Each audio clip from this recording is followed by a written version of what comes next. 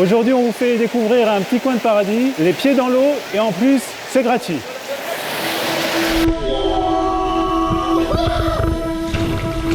הלכתי לאיבוד בפרדסים של גן עדן לבדי עם המקל, התרמיל והשעון, המון תקווה ושפע נחישות מתלוות אליי בדרך הקסומה הזאת.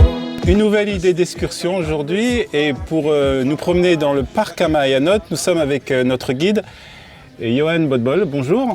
Bonjour Olivier. Alors nous nous trouvons au parc Amayanot. Géographiquement, ça se trouve où? Alors le parc Mayanot se trouve à 15 minutes de la ville de Beth Sha'an et donc se trouve dans la vallée qu'on appelle la vallée de Beth Sha'an. Mais au niveau touristique, ça a pris un autre nom qui s'appelle Emek Amayanot, la vallée des sources, puisqu'on va visiter aujourd'hui plusieurs sources, plusieurs piscines. Pour arriver ici, comment on fait? Alors tapez sur Waze parc Amayanot, il y a deux gvissim, il y a deux routes principales qui mènent ici. Donc c'est un très grand parc, on va le visiter tout de suite. On y va. On y va.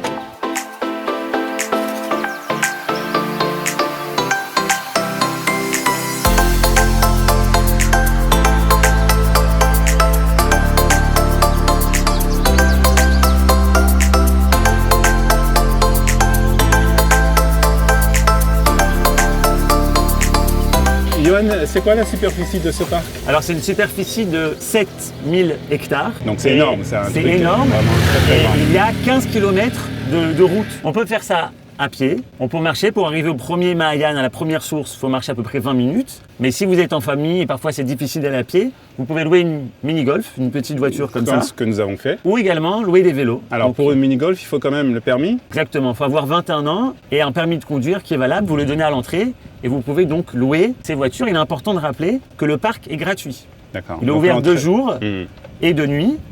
Et en journée, vous avez donc la possibilité de louer, comme on l'a dit, ou une bicyclette ou une mini-voiture. Ou à pied.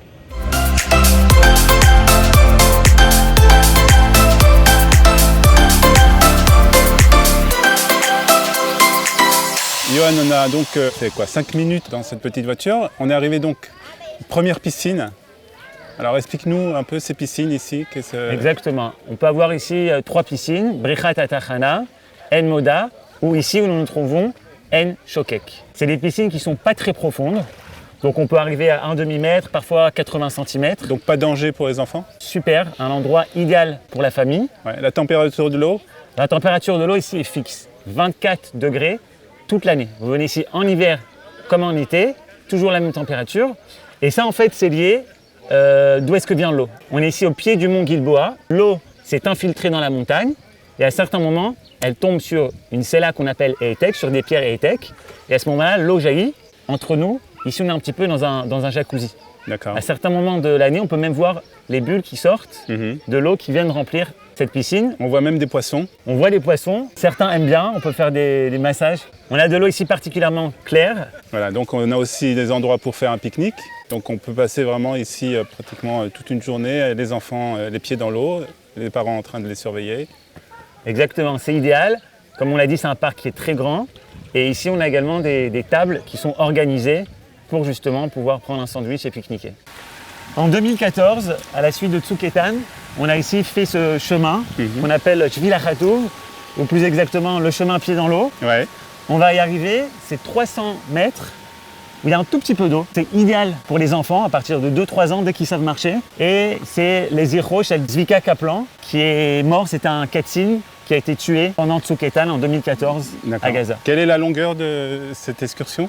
Alors c'est une mini-excursion pour les petits-enfants, on a 300 mètres, donc en un quart d'heure, c'est fait, idéal pour toute la famille. Alors ce qui est étonnant, c'est qu'on se trouve dans une des régions les plus chaudes d'Israël, et pourtant là, on se sent bien, on est à l'ombre et les pieds dans l'eau. Effectivement, un petit coin de paradis ici, il fait très chaud, mais il y a beaucoup d'eau, et on est ici sur un chemin qui s'appelle Shvil HaChatouv, le chemin pied dans l'eau, qui est formidable et idéal pour tous les âges. Alors comment il faut venir équipé de chaussures ouvertes? Ici, chaussures ouvertes, shorts, et on a 300 mètres ici de chemin qui mène à une petite piscine qui s'appelle Brichat Hatachana. On est à l'ombre, un petit peu d'eau, et surtout, admirer la nature. Ouais. On peut trouver toutes sortes d'arbres, et venez ici en été, c'est la saison des mûres, des figues. Vous allez pouvoir cueillir une figue et la donner à goûter à votre enfant.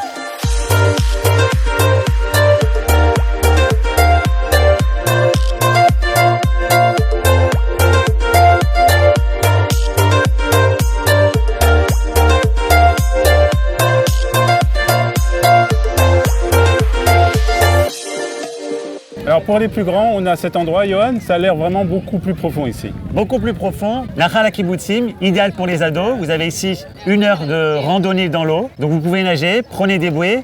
Et il y a même des toboggans qu'il vous faut passer d'une rive à l'autre.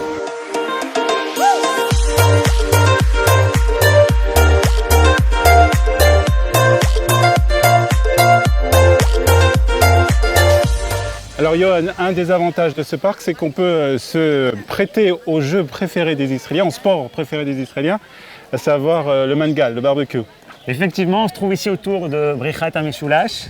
Et ici, c'est un endroit idéal pour faire un barbecue, pour faire du camping, pour passer un moment convivial entre amis. Avec toute la famille.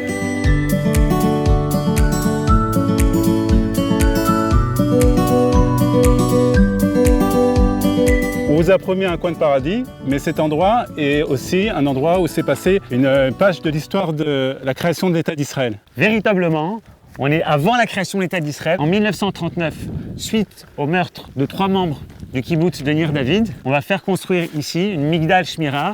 Une tour de contrôle, ouais. Une tour de contrôle, donc un point de défense pour les kibbutzim qui sont en retrait. On a mis ici ce point de contrôle puisque c'est un point stratégique. Ouais. Regardez, on a ici un panorama à 360 degrés sur toute la région de Emek Bet Sha'an. On peut apercevoir l'agriculture, également la pisciculture. On a ici des dattiers, des champs de maïs, des tomates, du blé. Et les kibbutzim de la région. Exactement. Après cette journée bien chargée, Johan, quelles sont les possibilités pour dormir ou pour manger dans la région? Alors pour manger, on peut bien sûr prendre son sandwich et venir pique-niquer ici. Il y a plusieurs restaurants dans la région. Je vous conseille le Misadat Artichoke. Ouais. Au niveau de l'hôtellerie, on peut faire appel aux kibbutzim, Nir David, Shluchot et les autres. On peut aussi faire du camping? Il y a également la possibilité de faire du camping ici ou aux alentours. Donc un bon moyen de se connecter à la nature, de connaître une des plus belles régions d'Israël. Ezor, Emek Bet Sha'an, c'est un endroit magnifique et paradisiaque. Merci Johan, et puis on se retrouve très bientôt pour une nouvelle excursion sur les chemins d'Israël. הלכתי לאיבוד בפרדסים של גן עדן, לבדי עם המקל, התרמיל והשעון, המון תקווה ושפע נחישות מתלוות אליי